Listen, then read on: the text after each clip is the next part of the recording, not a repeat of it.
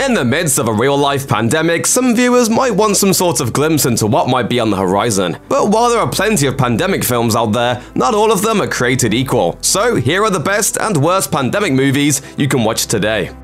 In the midst of the coronavirus outbreak, Steven Soderbergh's 2011 film Contagion skyrocketed to the top of the rental charts, and it wasn't exactly a surprise as to why. Soderbergh's grim yet gripping portrayal of a worldwide pandemic seemed to echo exactly the state of a world adversely affected by COVID-19. And with an all-star cast, Contagion pulls a scream by killing off one of its A-listers in the very first scene. If you've somehow avoided spoilers by now, we won't ruin it for you. But the scares and shocks continue at a breakneck speed until the film's very end. When it was released in 2011, Contagion performed well with critics and at the box office, and scientists even went out of their way to praise the film's accuracy. However, nearly 10 years later, the film has seen a massive resurgence, thanks in large part to its accurate and optimistic portrayal of the scientific community's ability to fight infection and disease, no matter how dangerous.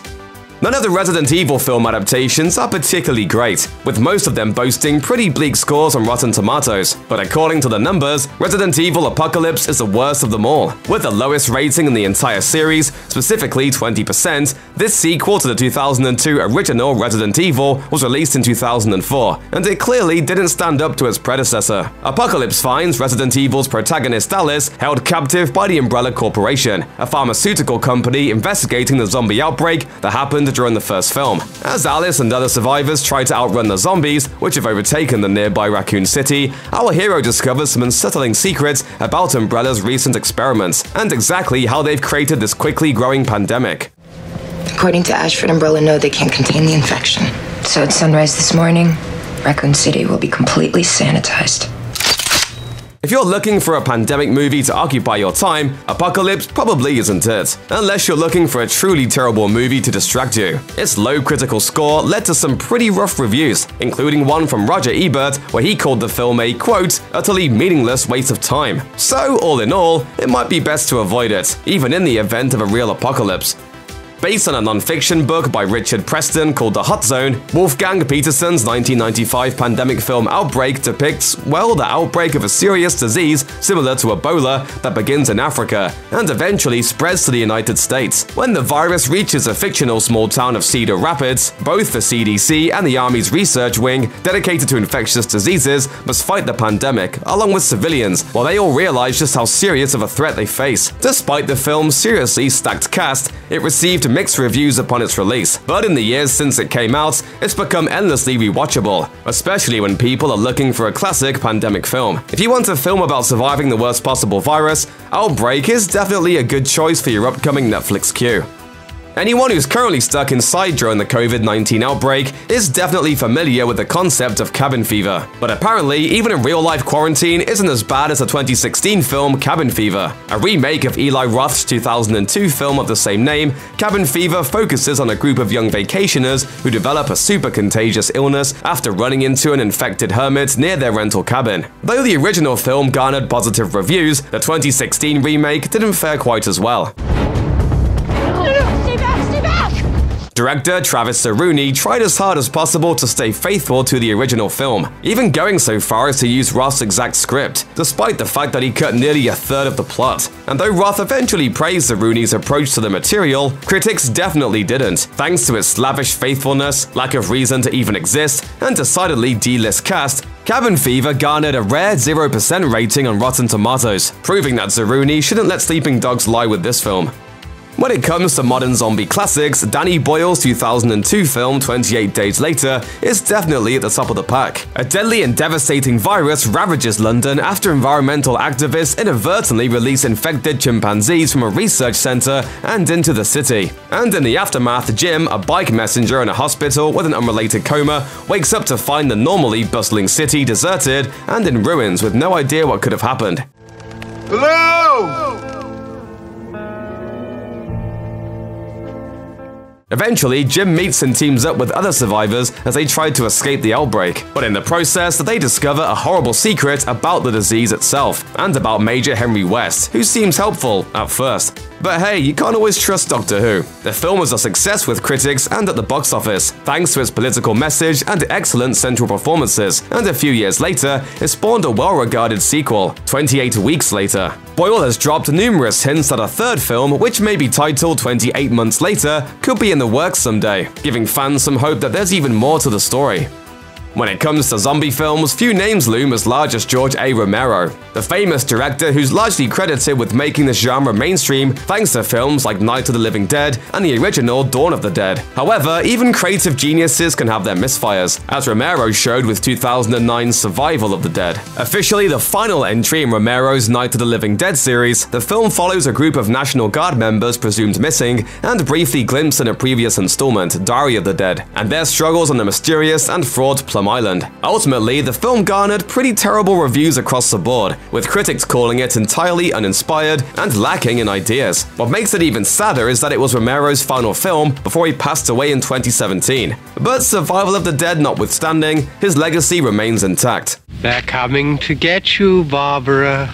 South Korea's cinematic landscape is finally gaining international recognition. Thanks to Parasite's historic victory at the 2020 Oscars, the country's incredible films are now getting the attention they deserve. But those in the know are familiar with some of the best South Korean films around, including Train to Busan. Directed by well-known South Korean director Yoon Sang-ho, Train to Busan tells the story of a group of people stuck on a train that suddenly experiences a zombie outbreak out of nowhere. As the healthy people left on the train struggle to contain the disease and escape the zombies, their true natures are revealed as they try to reach the quarantine zone in Busan. And as the survivors lose family members and make enormous sacrifices to try to get to a safe place, the outbreak runs rampant throughout the train, splitting survivors into different cars as they do their best to survive. Thanks to its incredible action sequences and effective storytelling, Train to Busan remains a South Korean favorite with critics and fans alike. In 2020, it was announced that a sequel, Bando, which means Peninsula, is on the way. On top of that, a remake is also coming, meaning audiences will be able to relive Train to Busan all over again before the next part of the story arrives. Despite a cast full of well-known faces and an original premise, some pandemic movies just fall short, and the 2009 film Carriers is a perfect example. Directed by Alex and David Pastor, the film follows a group of young adults experiencing a major pandemic in the United States. Brian and Danny, two brothers, decide to gather some friends, including Brian's girlfriend Bobby and Danny's friend Kate, and escape to a secluded beach, which they believe is safe from the virus. However, on their journey there, they find themselves facing infection.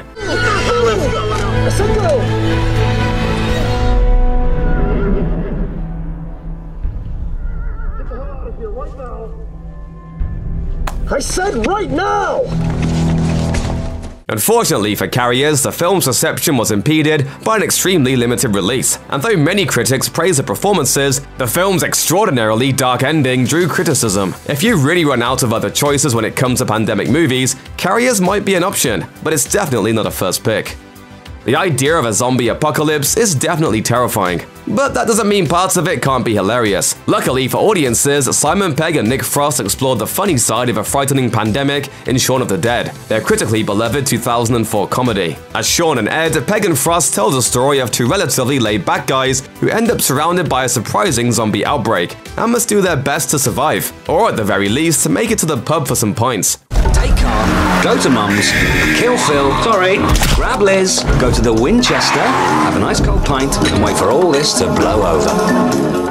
With a plan in place that involves drinking at the Winchester until conditions are safer, Shaun and Ed try to gather their friends and family to keep them safe. And though it's pretty easy to outrun the super slow zombies depicted in this particular outbreak, there's still plenty of stumbling blocks for the gang to overcome, with a supporting cast that includes names like Bill Nighy and Lucy Davis, as well as a surplus of excellent jokes and plenty of laughs. Shaun of the Dead is a delight whether or not there's a real-life pandemic going on. And during the 2020 COVID-19 crisis, Pegg and Frost even reprised their roles for a PSA to reassure anxious fans during a trying time.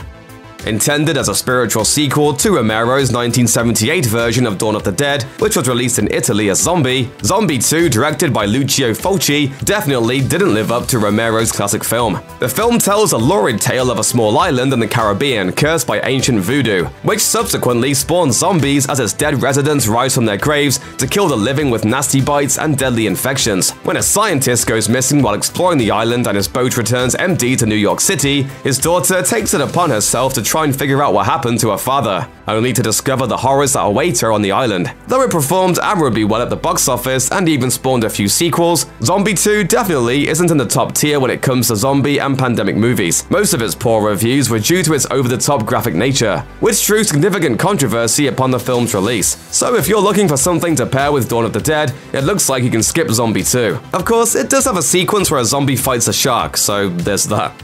Though plenty of pandemic movies feature zombies or deadly viruses, some envision the aftermath and consequences caused by those types of apocalyptic problems, and 12 Monkeys is a perfect example. Directed by Terry Gilliam, the film finds its characters struggling to contain a virus that's forced all of humanity to live in an underground bunker away from the pandemic. After the virus decimates humanity in 1996, survivors in 2035 use time travel to discover the origins of the outbreak and discover the truth about the army of the 12 Monkeys, the group that may have released the virus in the first place. The army of the 12 Monkeys. I see. As a result, we get a movie full of goofy characters, timey-wimey twists, and some bleak visions of a very weird future. Thanks to Gilliam's sharp direction and excellent storytelling, as well as impeccable performances across the board, 12 Monkeys was soundly praised when it was released in 1995, proving to be a success at the box office as well. Years later, it even spawned a spin-off television series that premiered in 2015, proving that Gilliam's absurd and creepy story had the potential to live on throughout different generations. After Seth Grahame-Smith's 2009 novel, Pride and Prejudice and Zombies became a surprise smash hit. A film adaptation seemed inevitable. After years in development hell, that adaptation eventually broke out and ended up on the big screen. The 2016 film stars Lily James as Lizzie Bennet and Sam Riley as Mr. Darcy. Together, the unlikely couple, along with their family and friends, have to band together to defeat zombies while still making arrangements to marry and start their lives together. Maybe the movie should have stayed in development hell. Critics bashed the film for not being a particularly fun take on either Jane Austen's original material or the zombie spoof genre, and clearly filmgoers felt the same way. The movie was a commercial bomb, earning just over $60 million on a budget of $28 million. You might think this film would have Austen rolling over in her grave, but more likely than not, it wouldn't even elicit a posthumous reaction from the late British satirist. Check out one of our newest videos right here, plus even more Looper videos about your favorite movies are coming soon. Subscribe to our YouTube channel and to the bell so you don't miss a single one.